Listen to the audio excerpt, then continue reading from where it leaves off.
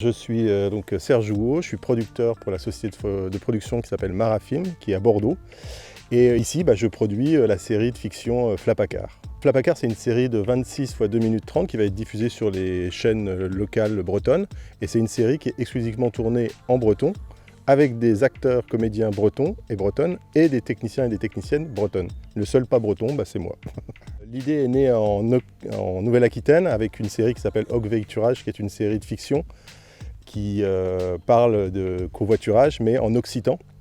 Et après, on a proposé cette série-là, ce concept-là, à la Bretagne, aux chaînes bretonnes et à Brezo Web, qui nous a dit OK, alors on a tout réécrit, on a tout refait à la sauce bretonne, mais voilà, c'est né en Occitanie, une langue régionale, pour être adapté, entre guillemets, à une langue bretonne en Bretagne.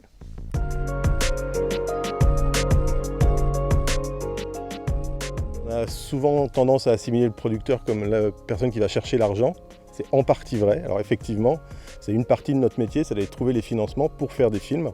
Mais il y a aussi toute une partie qui est peut-être plus intéressante et tout aussi importante, c'est d'accompagner les films. C'est-à-dire que souvent on reçoit une idée. Par exemple, là, Flapacard, c'était une idée, c'est une idée ou un concept autour du covoiturage. Et bien après, il faut accompagner les auteurs, choisir les auteurs, les réalisateurs, et les accompagner dans l'écriture, dans la production du film, dans la réalisation du film, et puis derrière ça, on valide, on va visionner et puis on va faire évoluer le projet ensemble. On est une petite équipe, réalisateur, scénariste, producteur, à faire évoluer le projet. Ce qui me plaît dans ce métier, c'est à la fois les rencontres, parce que chaque projet, on rencontre des réalisateurs, des auteurs différents. Alors on est souvent amené même à retravailler avec les mêmes, mais chaque fois, c'est des idées nouvelles, des sujets nouveaux. On va faire un documentaire historique, artistique, une fiction policière, une série de fiction humoristique. Donc à chaque fois, on touche des univers et des talents différents, et c'est vraiment intéressant, quoi.